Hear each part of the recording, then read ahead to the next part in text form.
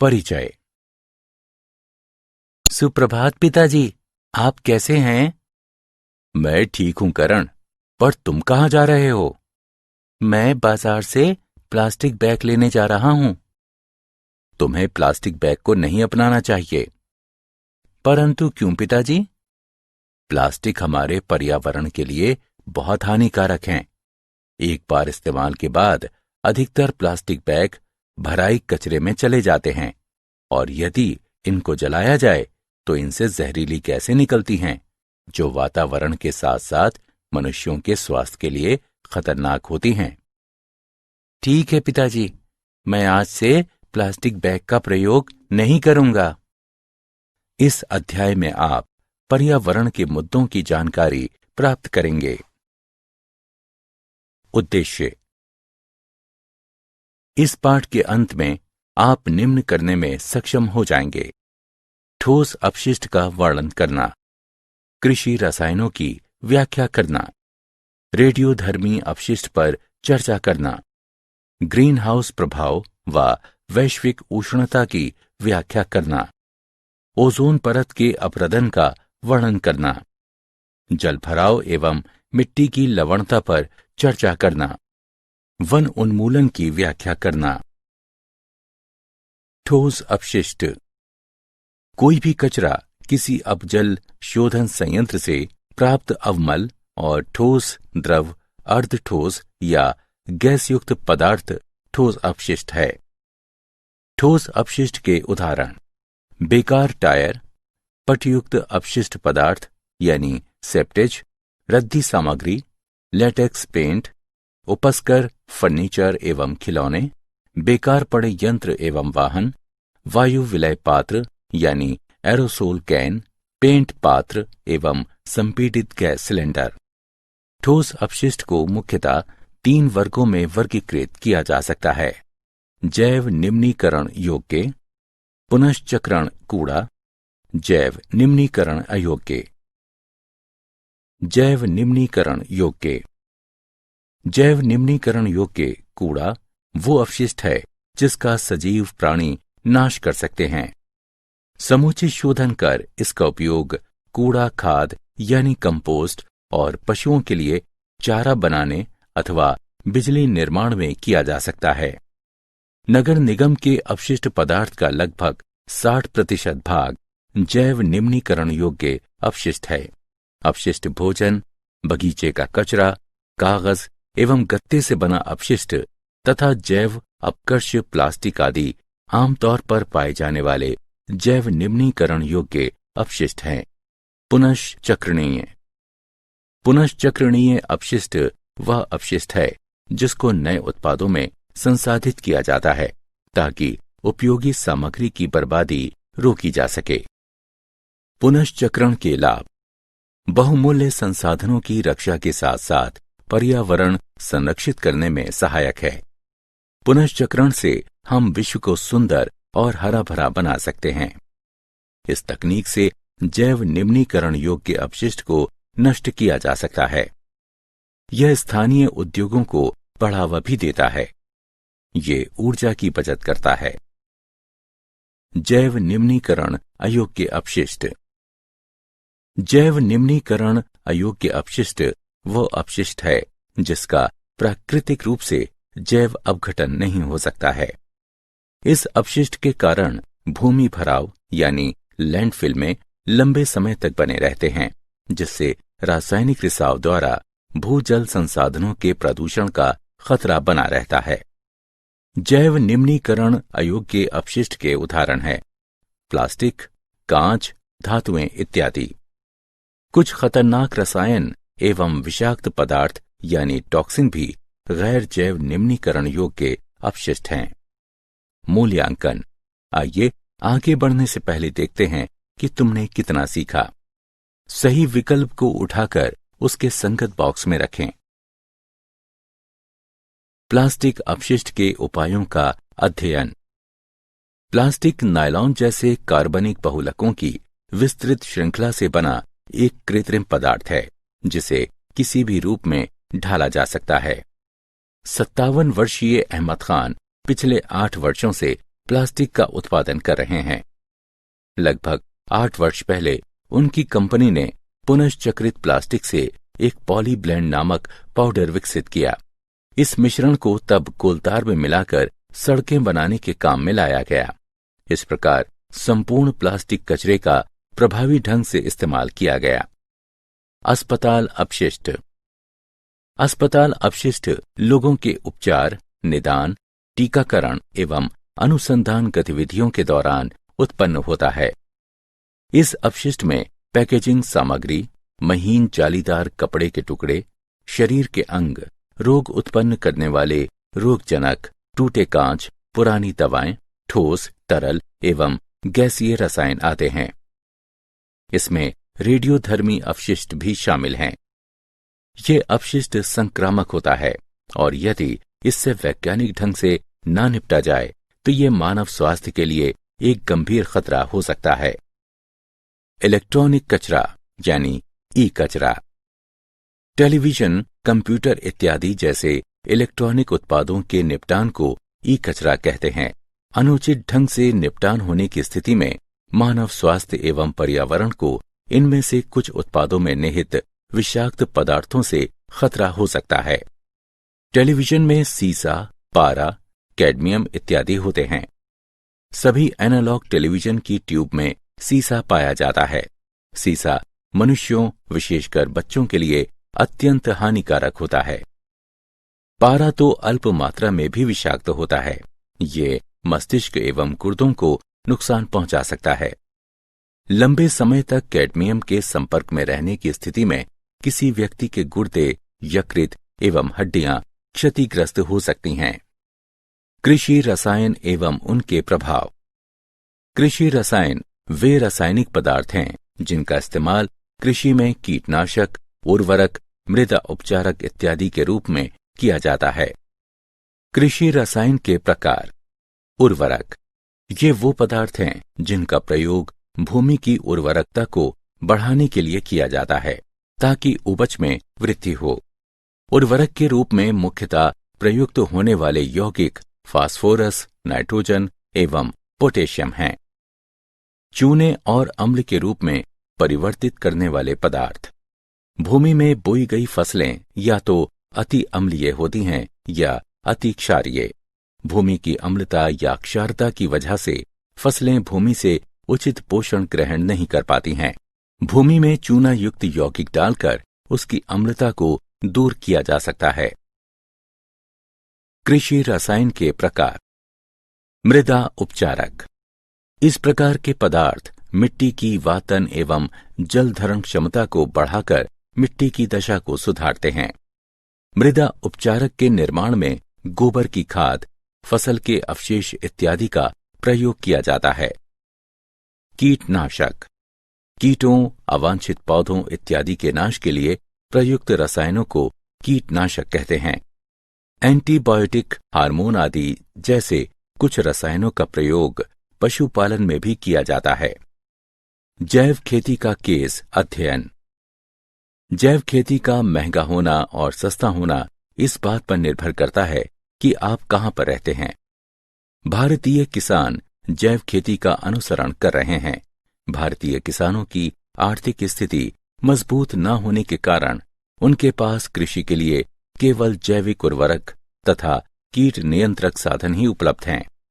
रमेश चंद्र डागर ने सभी कृषि प्रक्रियाओं को एक श्रृंखला में प्रबंधित किया जो कि एक दूसरे को सहारा प्रदान करती हैं तथा निर्वहनीय विकास का पालन करती हैं। रेडियो सक्रिय अपशिष्ट।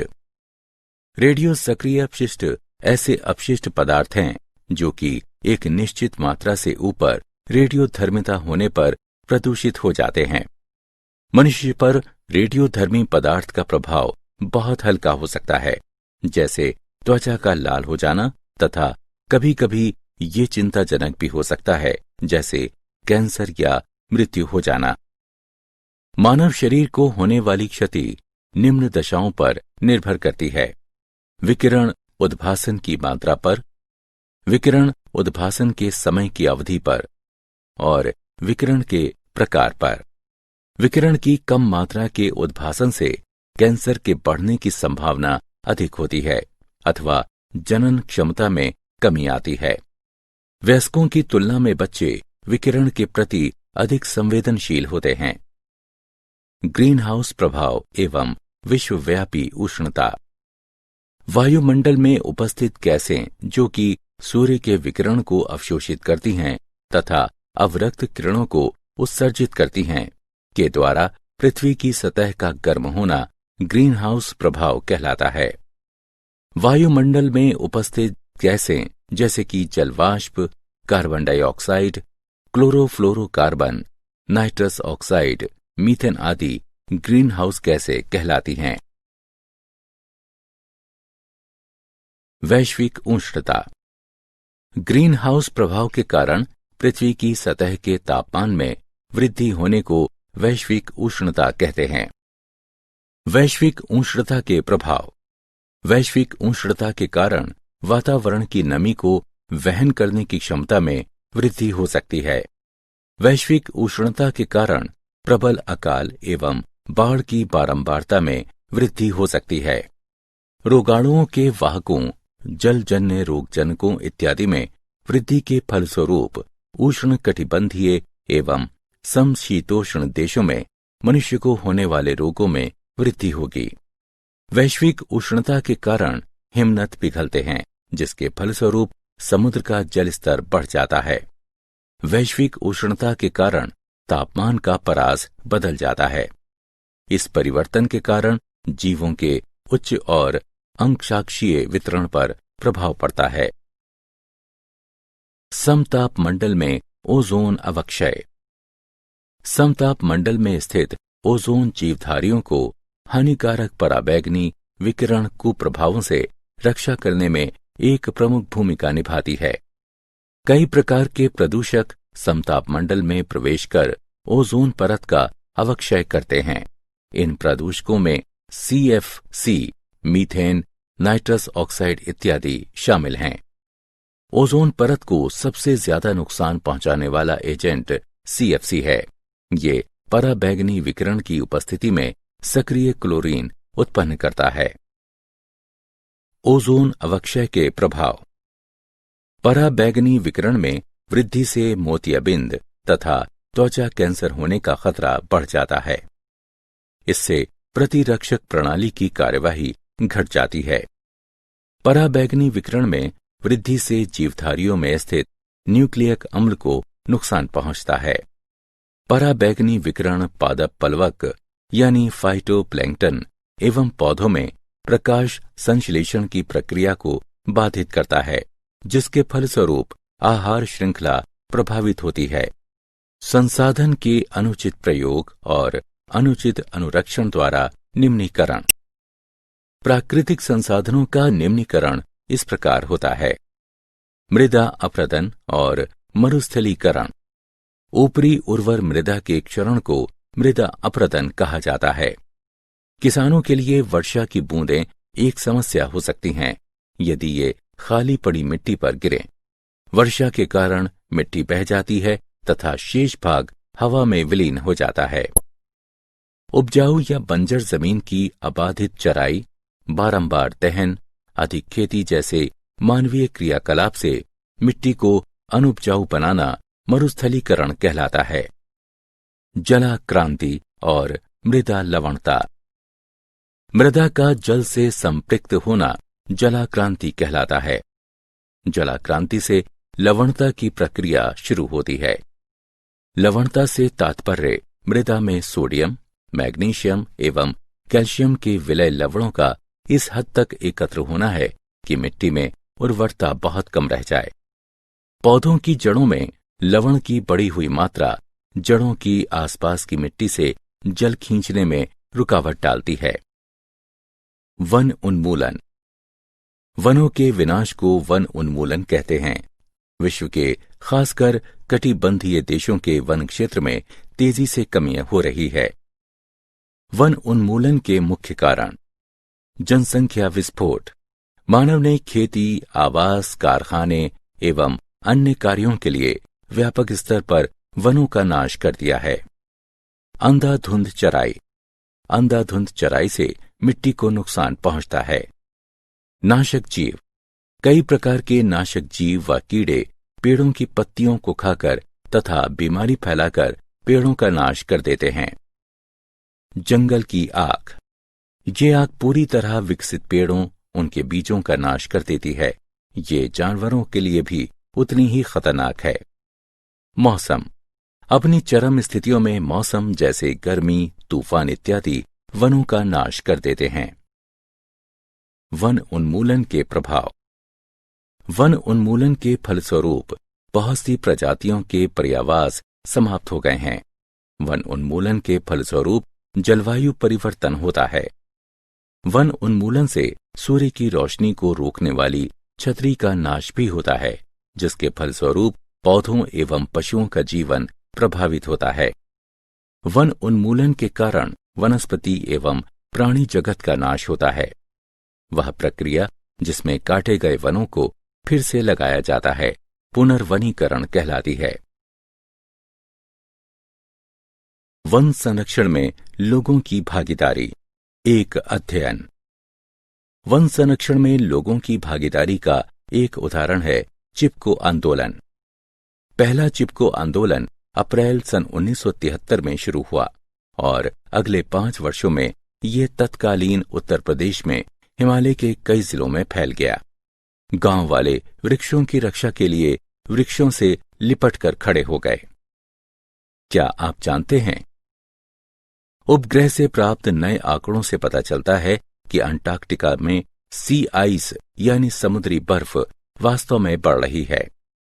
सुंदरलाल बहुगुणा चिपको आंदोलन के एक नेता थे, जिन्हें 1981 में पद्मश्री सम्मान, 1987 में राइट लिवलीहुड सम्मान तथा सन 2009 में पद्म विभूषण से विभूषित किया गया। सारांश। आइए हमने जो कुछ सीखा है उसे संक्षेप में दोहराएं। किसी भी प्रकार का कचरा तथा एक अपशिष्ट जल उपचार संयंत्र से प्राप्त अवमल ठोस अपशिष्ट कहलाता है। ठोस अपशिष्ट को 3 मुख्य प्रकारों में बांटा जा सकता है: जैव निम्नीकरण योग्य, पुनश्चक्रणीय तथा जैव निम्नीकरण अयोग्य। टेलीविजन, कंप्यूटर इत्यादि जैसे इलेक्ट्रॉनिक उत्पादों के निपटान को ई कचरा कहते हैं। कृषि रसायन वे रासायनिक पदार्थ हैं जिनका इस्तेमाल कृषि में कीटनाशक, उर्वरक, मृदा कंडीशनर इत्यादि के रूप में किया जाता है। रेडियो सक्रिय अपशिष्ट वो अपशिष्ट पदार्थ हैं जिनमें एक स्तर से अधिक रेडियो सक्रिय विकिरण होता है। पृथ्वी की सतह के वातावरण में मौजूद गैसों के सौर विकिरण को रोक लेने तथा अवरक्त विकिरण उत्सर्जित करने के कारण गर्म होना ग्रीन हाउस प्रभाव कहलाता है। वायुमंडल में मौजूद गैसों को ग्रीन हाउस गैसें कहते हैं। ग्रीन हाउस प्रभाव के कारण पृथ्वी की सतह के तापमान में वृद्धि होने को वैश्विक उष्णता कहते हैं। ओजोन परत को सबसे ज्यादा नुकसान पहुंचाने वाला एजेंट सीएफसी है। ये पराबैंगनी यूवी विकिरण की उपस्थिति में सक्रिय क्लोरीन उत्पन्न करता है। सबसे ऊपरी मृदा जो कि बहुत उर्वर होती है, इसका हटाया जाना मृदा अपरदन कहलाता है। उपजाऊ जमीन या बंजर जमीन का अबाधित चराई, बारंबार दहन, अधिक खेती करने जैसे मानवह क्रियाकलापों द्वारा मरुस्थल में परिवर्तित हो जाना मरुस्थलीकरण कहलाता है। मृदा का जल से संपृक्त होना जलाक्रांति कहलाता है। जलग्रस्तता के कारण लवणता की प्रक्रिया शुरू होती है। वनों के विनाश को वन उन्मूलन कहते हैं। वह प्रक्रिया जिसमें साफ किए गए वनों को फिर से लगाया जाता है पुनर्वनीकरण कहलाती है।